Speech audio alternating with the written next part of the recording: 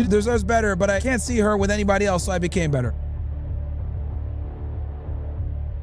Yo, see, and women see this. Like, what you guys don't understand, when men ask me, why are women so delusional? Exhibit A, niggas like this, bro. Girls see this shit on their feed, and they think, damn, I could get this too, or I deserve this too. We have multiple elements, pernicious elements, working together in tandem to create a culture where women have an overinflated sense of self-worth. They think they demand a certain caliber of guy. They think that this guy is all over the place, and he's abundant when he's not. And we have the propaganda, decades of it, that tell women that they don't have to settle. This is very important that you guys understand this shit. So this guy right here, Big Winter, right? Putting out this type of content, right? Talking about, oh, when it's her period, cook for her, you know, be subservient to her, all this other shit, right? And using Christianity to kind of, you know, to substantiate his position. Guys like this is precisely why women are delusional. All right? Now, this is what I call the Derrick Jaxn effect. Okay? For those of you that don't remember who Derrick Jaxn is, Derrick Jaxn was a very popular dating coach back in the day. Looks just like this nigga, by the way. Buff black dude, pause, right? That a lot of women will probably find on the more attractive side. That also used to put out stuff like this about being a gentleman, you know, treating your girl and spoiling her, all this other shit. So these types of guys, right? What ends up happening is they build a major audience, right? Because men fall in love with what they see, women fall in love with what they hear, right? And if you tell a woman the right things and you're a good-looking guy, you can get very far. You can get very, very far. This is what I call selling the dream game, okay? Selling the dream game. Now, the problem with selling the dream game and building a platform off of it, because you guys can see here, this guy has a pretty big following, right? Even though it's Instagram, and I don't consider Instagram to be real, 736K followers on Instagram is still an admirable trait because women love Instagram. So a lot of women probably watch this shit and they think to themselves, okay, men like this are out there, I deserve this, okay? It's very important that you guys understand this. Women are very unaware of the rarity of higher status men and attractive men. Completely unaware. And I've proven this on my show several times. Ask her all the time, hey, how much money do you think the average man makes? 100,000 per year. Okay. What percentage of men do you think are 6 foot plus? 50%. Now, what you guys need to understand is that when you ask women these questions and they have these delusional takes, a lot of the time it's because they're around these types of men, or they see these types of men on their timelines, okay? So what ends up happening is they have a completely warped perception of reality of where a lot of men stand. And since they have this warped reality, what ends up happening is they kind of project that into the real world, thinking that they deserve this kind of guy and that there's plenty of these men out there. So when they say stupid shit like, I'm not settling, or I know my worth, a lot of the times when she's saying dumb shit like that, guess what she has in mind? Niggas like this, bro. Okay? When women say the ridiculous shit that they say about the caliber of man that they think that they deserve, if you were to go into her brain and be like, why the hell does this woman think this? It's because of niggas like this. And this is like the Derrick Jaxn effect. Now, for those of you that don't know, Derrick Jaxn was all over Instagram and YouTube and TikTok talking about treating women well, being a simp, giving her gifts, you know, following her lead, all this bullshit, right? What happens? He gets exposed for cheating on his wife. So the nigga that was over here, right, lecturing us on how to treat women was a dog just like the rest of us. And this is why people me so much, because I call it like it is. I tell women all the time, men are only as faithful as their options. Most guys are going to cheat if they're able to do it. Okay? And if they could do it without getting caught, they're definitely going to do it. So I tell women, right? Hey, it's raining. Here's an umbrella. The problem is that a lot of them are stupid and don't take the umbrella because they see niggas like this. And they think, well, this guy is faithful. This guy's a God-fearing man. This guy treats his wife well and cooks for her and does all this other bullshit. But what these dumb don't realize, this is all act.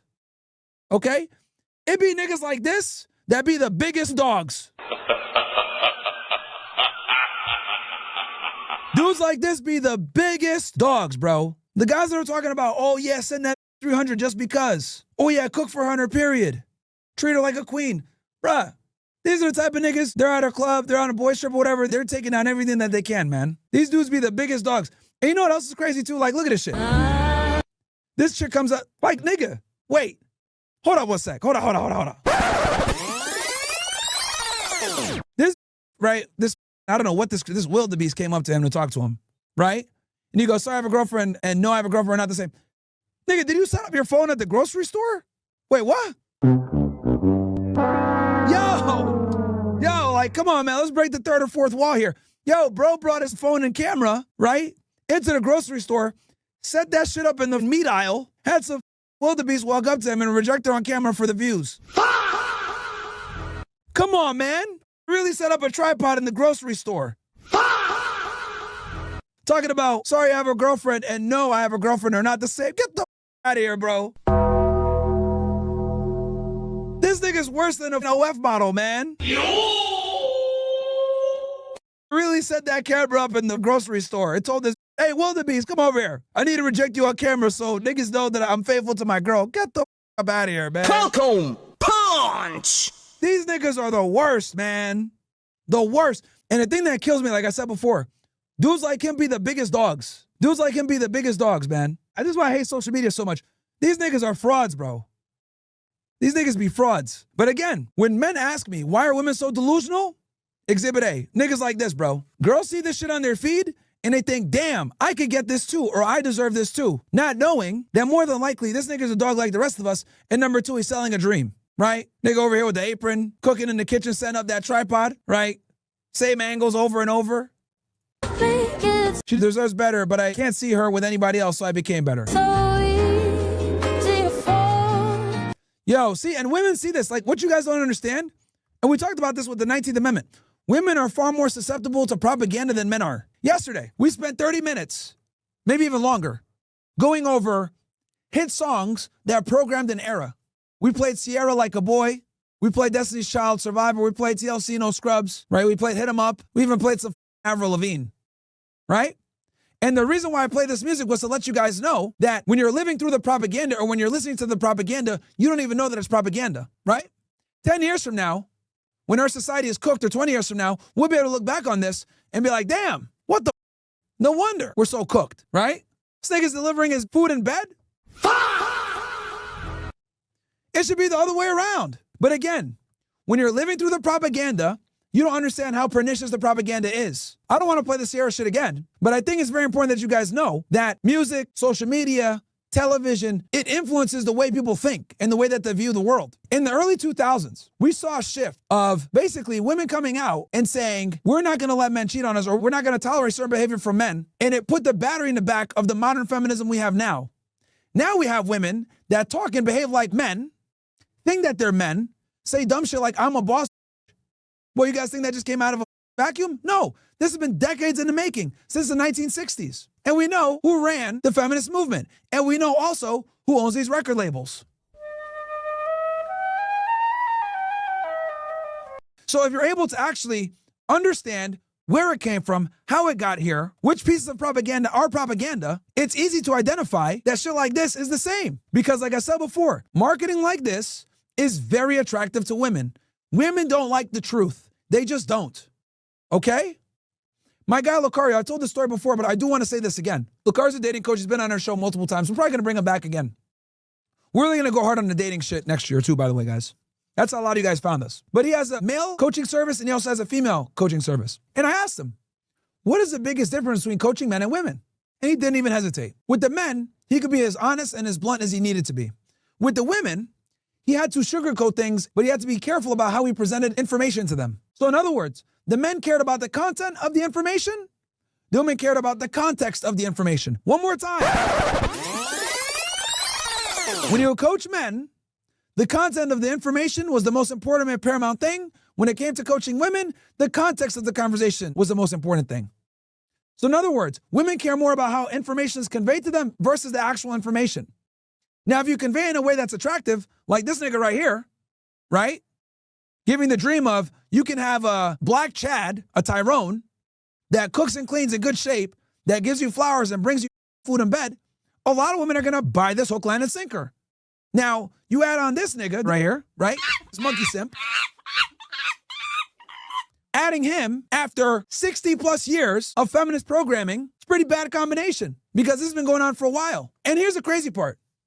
If I sing a little bit of the lyrics, you guys are going to know exactly what I'm talking about. I'm a survivor. Boom, all of us know what I'm talking about. I don't want no scrub. Boom, all of us know what I'm talking about. Matter of fact, he'll be here in a minute. Boom, you know exactly what I'm talking about. Sometimes I wish I could act like a boy. Boom. And these songs are super catchy on purpose, by the way. Played on the radio ad nauseum, very catchy, so you don't even know that you're being brainwashed. And back then we didn't realize. But now, 20 years later, look at how women are behaving. The women that were in their teenage years or in their 20s back in 2007 that were listening to Sierra Like a Boy are now in their 30s and 40s. Talking about, I'm a boss, and they're single now. And worse yet, they're indoctrinating and telling the young women to behave just like them. So you guys see the vicious cycle? And then you add in and compound the problem with niggas like this saying that we need to pedestalize women and cook for them and bring them food and all this other bullshit, monkey nonsense. And you guys can see why we got the dumpster fire that we have right now in America. We have multiple elements, pernicious elements, working together in tandem, whether it's known or unbeknownst to them, to create a culture where women have an overinflated sense of self-worth. They think they demand a certain caliber of guy. They think that this guy is all over the place and he's abundant when he's not. And we have the propaganda, decades of it, that tell women that they don't have to settle. The fact that I can sing maybe 2 seconds of a song and you guys instantly know what the I'm talking about speaks to the indoctrination. Because a lot of these songs, even though they're old, still get played on the radio to this day. Welcome, punch! And they transcend borders. You look at an artist like Beyonce. Beyonce's international. They're playing all the single ladies in Europe, in South America, in the United States, in Australia. The whole English-speaking world knows that shit. She's getting played in Africa, everywhere. This is why feminism is spreading all across the world. Even the passport bros are starting to complain and say, damn, feminism is starting to hit us in Colombia. Feminism is starting to hit us in Southeast Asia. Places that were havens for men to go and escape the toxic feminist society that we have in America are now becoming more feminized or following feminist indoctrination. Hell, even when I went to Colombia, I was like, oh shit, there's a lot of feminists here, more than I thought there would be. Granted, that was my first time in Colombia, guys. But even guys that live in Colombia, niggas are getting the f out of Medellin, bro. 10, 15 years ago, Colombia was the best kept secret. Before the rise of the passport bros and the internet and YouTube, people like Rouge V were writing books called Bang Colombia, Bang Ukraine, Bang Poland. Niggas were literally writing books about this shit, and it was like the best kept secret. But now with the explosion of the internet and the passport bro movement, secret's out. And guys are finding new areas to go to. But a lot of it is because we have extremely entitled, delusional females. And their delusion is fueled by individuals like this. And trust me, guys, he's not the only one. There's a bunch of big Instagram personalities like this guy that, you know, talk about simping over women and, you know, doing all this extra shit. Plenty of these niggas. I remember, what's that name? The Poppy something? Who was the guy like a year or two ago who was going viral for talking about just send her the Cash App and shit? What's that nigga's name? Poppy something. Someone in the chat's gonna put it. Derrick Jaxn, Simp Harvey. There's always like this market of guys that are just simps. David Hussey or Matt Hussey. Like all these dating coaches that are like more femme-centric, that never tell women the truth and never hold them accountable for their bad decisions. A lot of women look at the world and be like, oh yeah, like I want a guy like that. And that's where they kind of build their rationale and their foundation of how men should behave off of those individuals. So yeah, dude, this is bad. This is very bad. Because it's not just that there's big Instagram accounts like this, but this is adding fuel to the flame of the problems that we already have in society. With feminism, a lack of respect for men in general, this just adds to the problems. So yeah, bro, it's absolutely nuts.